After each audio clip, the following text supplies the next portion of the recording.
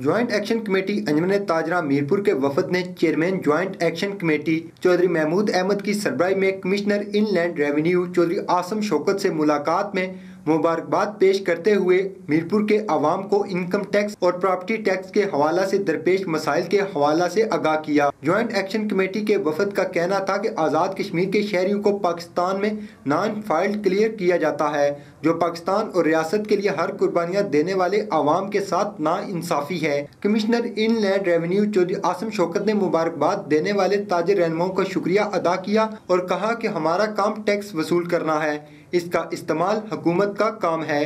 उन्होंने ताजिर रहनुमाओं को यकीन दहानी कराई कि इनके जायज़ मसाइल हल किए जाएंगे।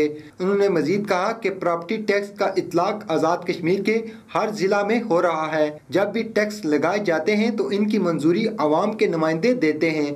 इनमें किसी अदारे का कोई किरदार नहीं होता, अदारे हुकूमत के मतहत होते हैं।